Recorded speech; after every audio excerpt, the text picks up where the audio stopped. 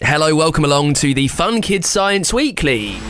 My name's Dan, thanks for listening. If you've got a new phone or a smart speaker for Christmas, if you've only just found us, thank you for that. Thank you for searching us out. This is the show where we search the universe for the most amazing bits of science that's floating about. And actually, it's been a big year on this show. We were awarded the greatest podcast in the history of the universe. Thank you if you've congratulated us on that over the last couple of months. Now, this is a special episode where we take a look at the best things that we've done over 2020. You can hear from someone with genius in her blood. Also, an expert will answer your questions, and we'll have a look at some of the best, most awesome and deadly dangerous stands that we've covered over the last year as well. First, let's get a lesson from the smartest school outside of the solar system. This is Deep Space High. Deep Space High, space for all. Jump into a wormhole and travel to Deep Space High, the school in space. But hurry, because lessons are about to begin.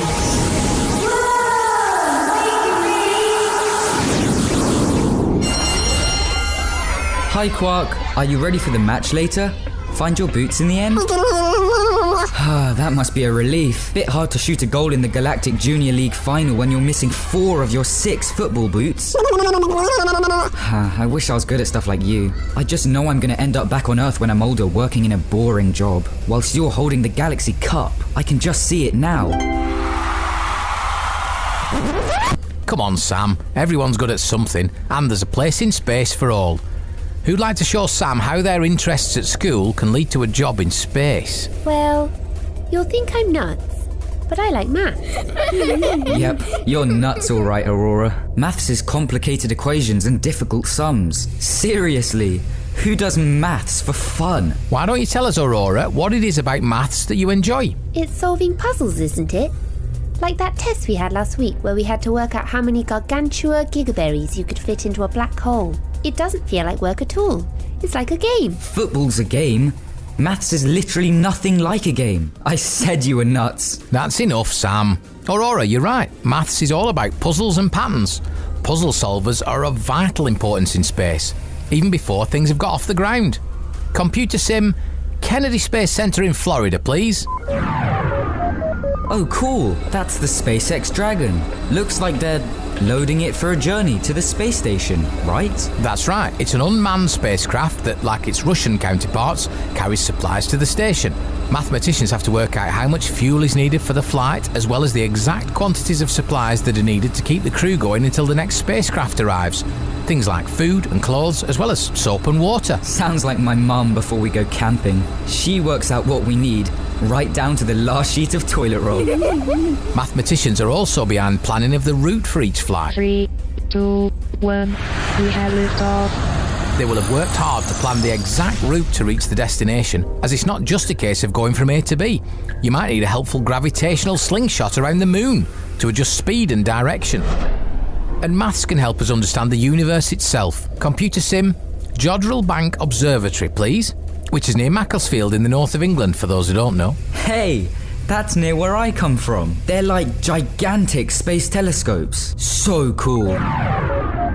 These giant telescopes receive data and images from the farthest parts of the observable universe.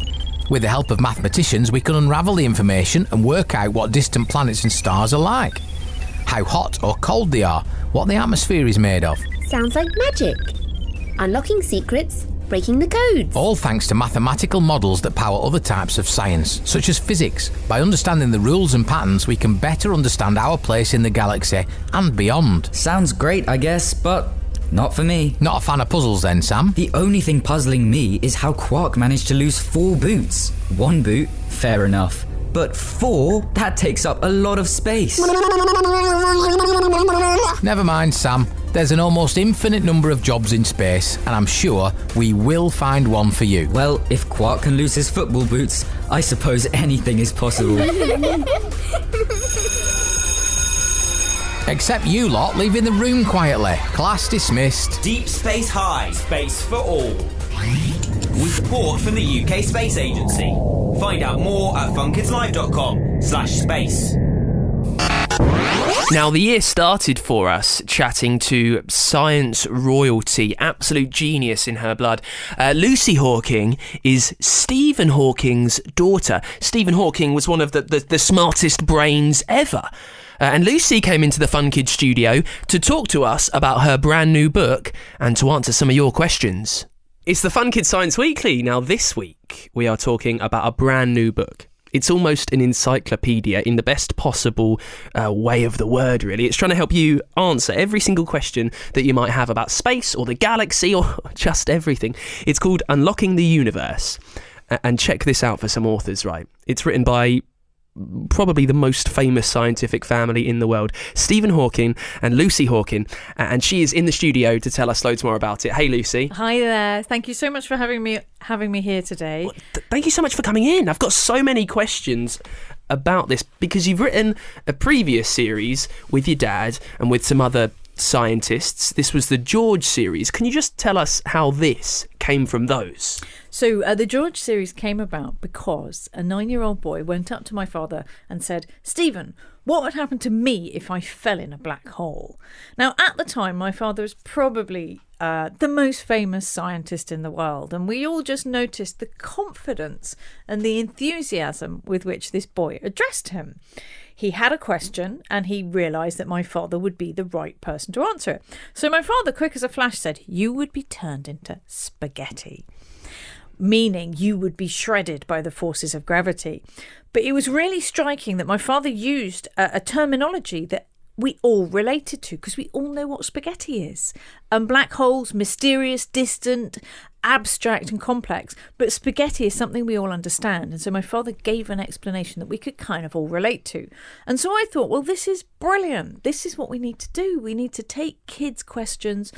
We need to take this idea of being a space adventurer, of flying too close to a black hole, and write a story about it. So we wrote George's Secret Key to the Universe, which is the first book, in which someone does fall into a black hole.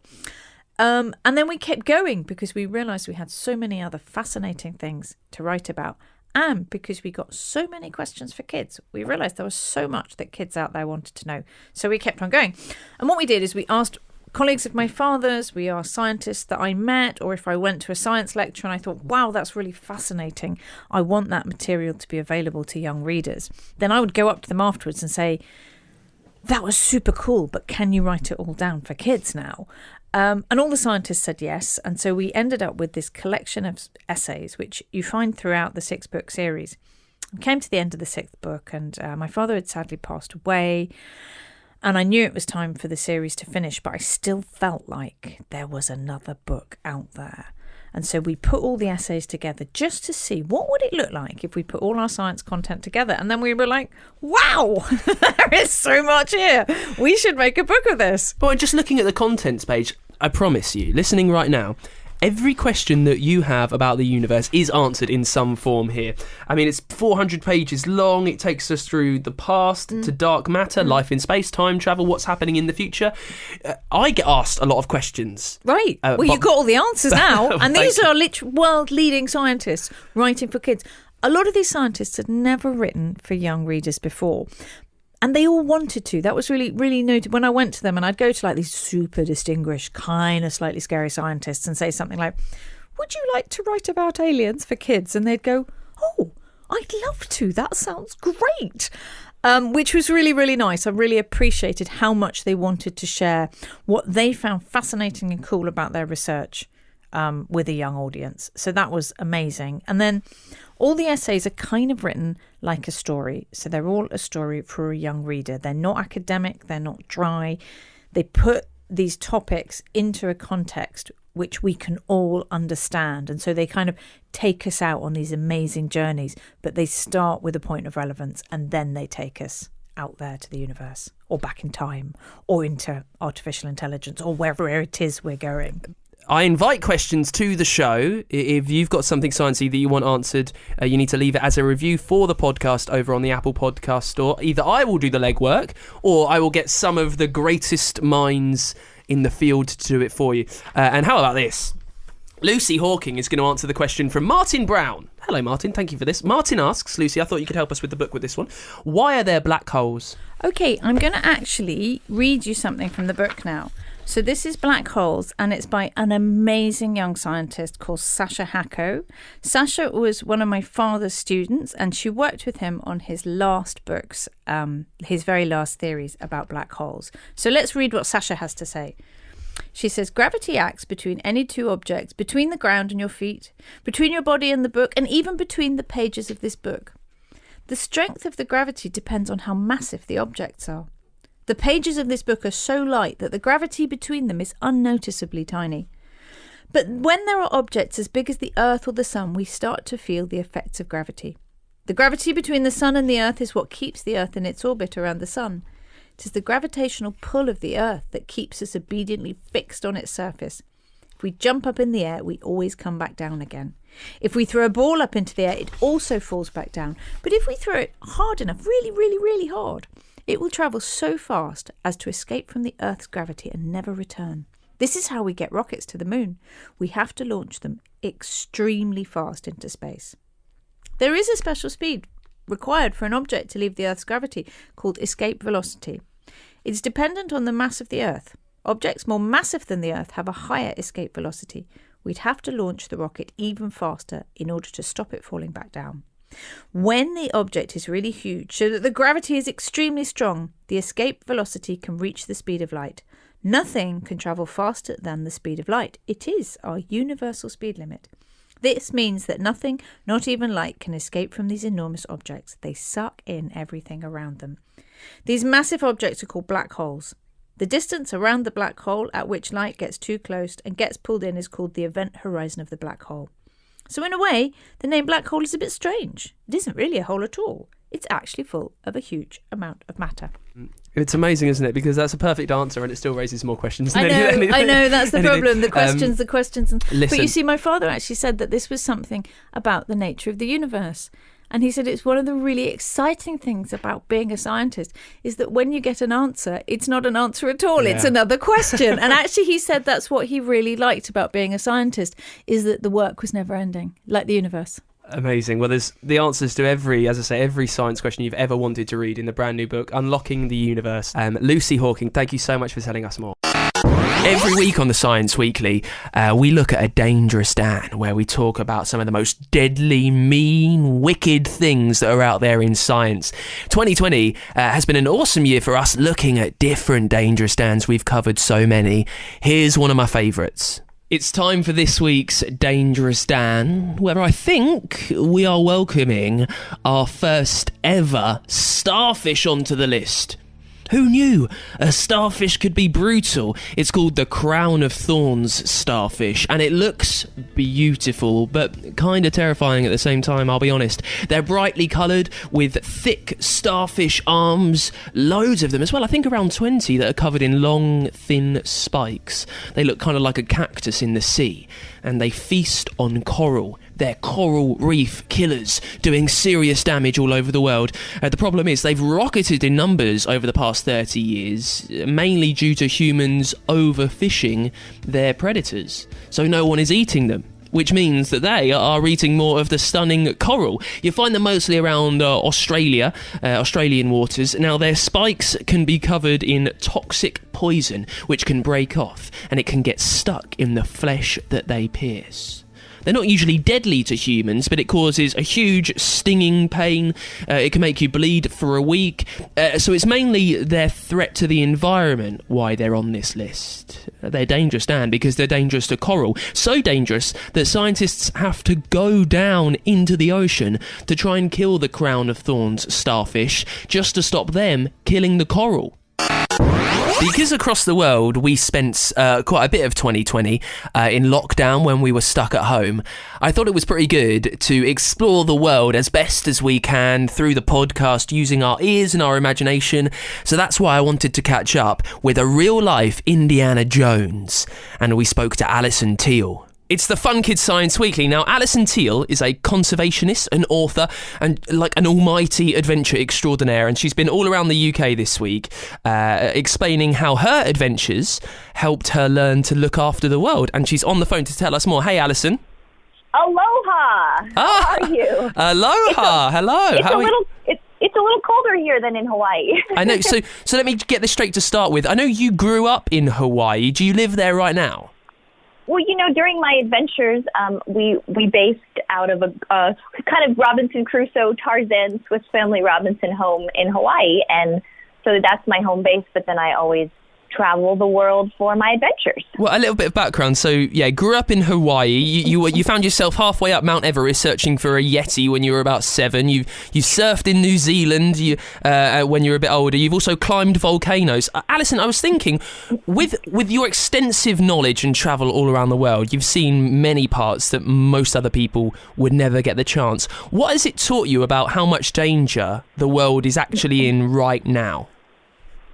Ooh, well, that's exactly what I love to speak of, because I don't know if I'd call it danger, but, I'd say that as far as I know, we only have one planet Earth, and I like living here, and I'd like to continue helping other humans to live here in the future. And what I've found as, the female Indiana Jones on a quest when I was investigating myths and mysteries and legends, I found one shocking discovery no matter where I went. Whether it was a big city, a tall mountain, the depths of the sea, a little teeny village, and that was plastic pollution everywhere. And our most important treasure on Earth is our world waters.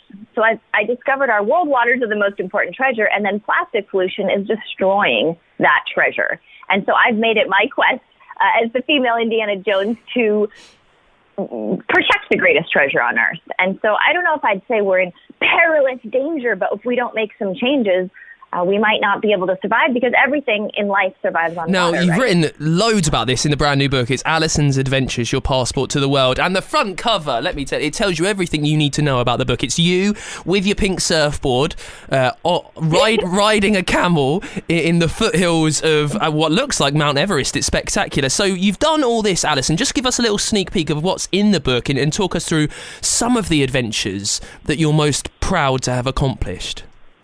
Well, my parents were adventure photographers for companies like National Geographic, and so we would go and live in the most remote corners of the world, and my dad would shoot photos. And I scanned about 9,000 of his slides that have never been seen before, and I was so excited to share them with the world. And then as I grew, I took up the torch of adventure. So there's adventures in this book from the day I was born, when they took me places I probably shouldn't go, and then up until, now when I got to paddle through the catacombs of Paris on my pink surfboard to talk about protecting our freshwater and diving in the freshwater caves in Mexico with the top scientists on Earth to uncover some of the oldest human skeletons in the world. And, it just goes from one venture. I don't want to give too much away, but it goes from one adventure to another. But, as much as I love these adventures and they're exciting, and I hope they're incredible page turners for every age, especially our youth, it's really the impact that these adventures have had on my soul that make all the difference. And I'm hoping to educate through entertainment. And each one has a lesson that you'll never even know you're learning, because hopefully they're so exciting that you'll just get through it and go, oh, wow, I didn't know that about India, or I didn't know that was the first woman to climb Everest. Because woven into my adventures, I also talk about other powerful females and what they've done, or really fun science information about the different countries that I go to. So it's not just about my adventures. It also has an educational element that happens in a really fun and exciting way. I don't want to get too deep, but how many times in your adventures, I'm reading about one now when you're surfing around a pirate rock and you kind of get chucked against the shore, but how many times have you actually thought, perhaps this is one crazy thing too many and this might actually be the end? Every day. Well, it's interesting. There's a balance. I've never been hurt in my life. I've never broken a bone, because as many crazy things as I do, of course, I always take the exact precautions, and highly professional, trained people. You have to go. Don't try this at home. Do not try to paddle up to an active volcano. But I will say that it probably wasn't the smartest thing to do, because when I paddled up, so our volcano in Hawaii erupted, and it was flowing lava down these 100-feet cliffs, these waterfalls of lava. And I went out there with a Discovery Channel show to go free diving and see what water temperatures, it almost evokes climate change, right? Because it's heating the water. So we wanted to see what creatures could live in this heated water. But when we went to free dive, we couldn't see anything.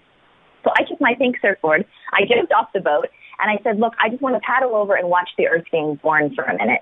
Someone filmed it. It went way viral. It erupted all over the world, and it kind of blew my mind. And what I don't think a lot of people do know is that an hour later, that entire cliff collapsed. And if I would have been there, I'd be dead. But just to paddle and watch the Earth being born and see it and, have these massive explosions happening in my face, having to duck underwater and paddling around and being able to surf these active waters, off an erupting volcano, it changes your life. It fuels your soul. And I do it more to spread the beauty of nature, not to just be like, I want to do something crazy dangerous. I always laugh because my parents worry more about me driving on a freeway, than they do paddling up to an active volcano or climbing Everest at age 7. And so I think it's just perspective. And if you respect nature and you want to protect it, then I think it'll help, keep you alive. And that's kind of what the trust that I've had in it. But you definitely want to take the right precautions, Listen, Alison, the book is fantastic. It's out now. It's called Alison's Adventures, Your Passport to the World. I'm really joyed to speak to like a proper Indiana Jones. So thank you so much, Alison. Thank you so much. I can't wait for everybody to read it. And let me know your thoughts. I'm out there. I exist. I'm not a fictitious character like Indiana Jones. So please write me. And I would love to answer your questions. Brilliant. Thanks for joining us. Okay, aloha. It's time to have a look inside your body now with one of our favourite genius experts on the show, one of the friends of the Fun Kids Science Weekly. This is an episode from Professor Halex. Halex's Physiology Fix-Up. Lie still, body. It's going to be all wonky unless you stop fidgeting. Dare I ask? I thought that I could improve upon human skin. I've got this rather jazzy wrapping paper, which I think will make the perfect coating for the human body. Leopard print? Well, yes. That's the beauty of it. You could have anything you like if we used paper instead of skin. You could have some nice hearts, flowers, racing cars. If I can just cut it out, will you stop moving? Skin does a lot of jobs. It protects you and helps keep you cool. Looking cool, though, isn't one of those jobs as far as I know. Well, maybe it should help us look cool. There's always room for improvement. Yes, but the body's organs and systems have a number of jobs to do and are able to do all these jobs because of the way they are constructed and the way they work with other parts of the body. All right, I know. So let's put it to the test. Loading physiology file.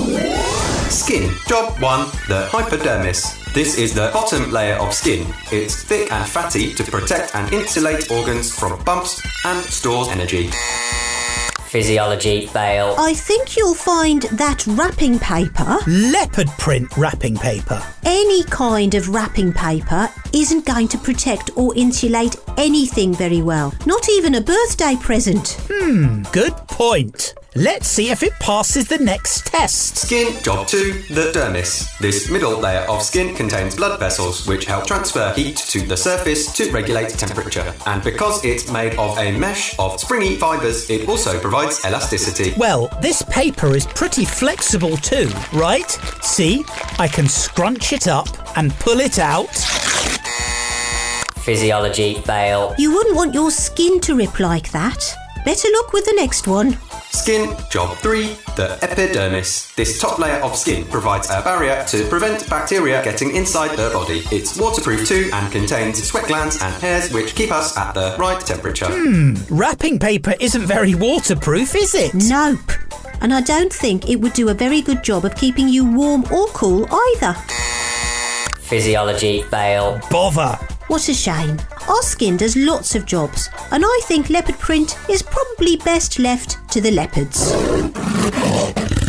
Still, learning about the body's physiology is a really good way to learn about how to look after ourselves. That's true. If skin gets too dry or damaged, then it won't be able to provide a protective barrier against germs. That's why it's important to keep skin clean and moisturised and cover up any cuts and grazes. Hey, how about some leopard print plasters? That would be a great way to look after yourself and look cool. They sound like one of your better ideas. Halex's Physiology Fix-Up, with support from the Physiological Society. Find out more at funkidslive.com/Halex. Now, before we check in with our final guest of the show, let's have another Dangerous Dan, looking at one of the most deadly things that we've covered through 2020. For this week's Dangerous Dan, we're looking at one of the best hunters in the wild. The serval is a fierce cat from Africa. It is ruthless. It's got a small head with huge ears, golden, orange and black fur, and an extremely long, springy legs. They're hunters all the time as well. They never stop looking for food at day, at night, and they sneak up on all sorts of prey. Rats, birds, reptiles, they'll pretty much eat anything that they can find, and they know they're there. They can pick them out with their brilliant sense of hearing. And when it finds the prey, they'll slowly stalk it, biding its time. Then, at the special moment, it will leap out, quickly pouncing with feet stretched forward, knocking the prey down, and immediately sinking its teeth deep into the prey's flesh.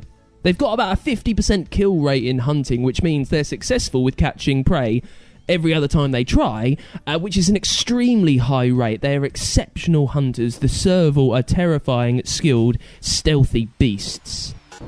2020 has been a year that's made us think about the world, about the environment, about the climate crisis, and about how we use plastic every day and how that can affect the wildlife and the world around us. And earlier on this year, we caught up with some amazing young people who were doing their bit in the battle against plastics.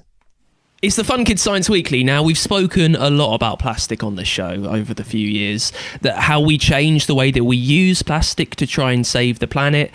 But if you're being honest with me, how often do you actually do anything? How often do you actually change anything? Now, our guests this week are two sisters who are actually acting on it. Their homeschool plastic project has become an award-winning charity, and they've just released a book about it. It's called Be Plastic Clever, and they're on the show to tell us more. Amy and Ella Meek, hello. Hi, thank you for having us. No, please, thank you for taking time out of what must be the most busiest time for you. I mean, we're stuck at home right now. Most people are kicking their heels, but I think you must be just extraordinarily busy. Ella, tell us a bit more about what you're doing right now. Well, at the moment in quarantine, we're still trying to keep up all of our work with the charity, and that's doing work through anything that we can, really. So that's joining lots of video calls with other young activists to keep everyone inspired, but also carrying on spreading our message to people who are also in quarantine and lockdown, just to make sure that as soon as we leave, everyone can have something to do to start their activism straight away. And as I said at the start, this all came out of a home project that you were set from school, I think. Amy, can you tell us a bit more about what the project was, and then how you were so inspired by that project? You took it a little bit further than I imagine most school kids would. Yeah, well, actually, we weren't at school at that time. We were homeschooled by our parents for about 4 years, and it was during this time that we started, as part of our homeschool curriculum, it was called, we studied the UN's global goals for sustainable development, and so we chose 3 of these goals to study, and basically there are 17 massive global issues that are trying to be tackled by world leaders by 2030, and through these 3 goals that we chose, we saw a common thread of plastic pollution coming up. And to be honest, we were really shocked by that, because at the time, this was back in early 2016, there wasn't really much out there about plastic. It wasn't really in the news much. It wasn't much of a hot topic. And yet it was a massive issue that was having huge impacts on wildlife and on the planet. So we basically thought, once we found out about this, we can't turn a blind eye. We need to actually do something about that. And that's how Kids Against Plastic came about. So what did you actually do, Ella? Because most people, aside from apparently you two and Greta Thunberg, don't, we have these ideals, we have these things, how we want to change the world, but we don't really act on it. So you've got this massive dream of what you want to do. Ella, what was the first thing that you did do? How did you start trying to be plastic clever and teach us all about it? Well, we originally decided that we try and tackle this from, say, supermarkets and big companies and try and tell them to stop using so much plastic and stop selling so much plastic. And we quickly realised that we wouldn't be able to make as big of a change as we wanted to by doing this, because often when you approach these people, they just try and put it off to the next person and nothing ever actually happens. So we decided to try and bring about change through consumer demand. And that was by educating everyone else to do their bit and stop using single-use plastic items. And Plastic Clever is reducing our use of big four plastic items, which are single-use cups and lids, straws, bottles and bags.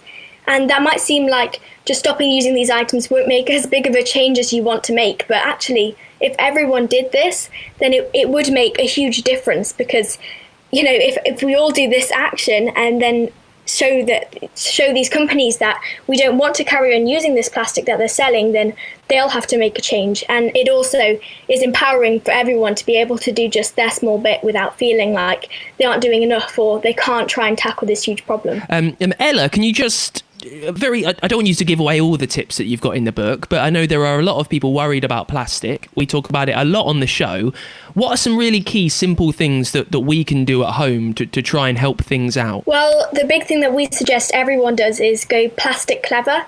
And that's the idea that we came up with, because often being plastic free and starting like that can be demoralizing if you can't achieve it, because it is very difficult to achieve. So we suggest that people go plastic clever instead, which is, like I said before, reducing the use of the big four plastic items, cups and lids, straws, bottles and bags. And the easiest way to do that is replacing them with reusable items that then you can go on and use when you're out and about, instead of having to use single-use items. And that's one of the big tips that we suggest that everyone can do. And it is simple to achieve, but can make a bigger difference than you think. Another thing is believing in yourself, because we might be young kids, but we can all make a difference. And as the future generation, we should be listened to by adults and politicians, so that we actually can make a change. So definitely don't let anything hold you back, if it's your age, your gender, where you're from, anything, because everyone can make a difference, and it's just about believing in yourself and having the passion to do it. I think finally, let me just run through your kind of CV so far, which is ridiculous because you're so young. You've picked up apparently more than 60,000 pieces of plastic litter. You've done your own TEDx talk. You've spoken at the Houses of Parliament, at the UN. You've made this campaign. You go to school as well. Now you've got a book out. Amy, what is there left that you would like to do? Where can you take this campaign? What do you want to do with it when you're a little bit older? How else are you going to carry on being an activist? Oh, that's a really good question, because, as you just said, we've had some incredible opportunities as part of Kids Against Plastic that we could never have dreamed of. And I think being an activist, you never really know what's around the corner. Each year brings new opportunities that you could never have expected. I think in terms of looking to the future with Kids Against Plastic, we would definitely like to get more kids involved. So if they're some of your listeners, we're always going to be encouraging other young people to get involved with Kids Against Plastic, or even to take action on different issues. If it's not plastic that they're passionate about, that doesn't matter. The important thing is actually believing that our youth voice can make a difference. And if we can support any young people in doing that, then that is something we're definitely looking to do. And I can definitely see myself carrying on doing this long into the future, because I don't think I can leave this activist lifestyle behind now.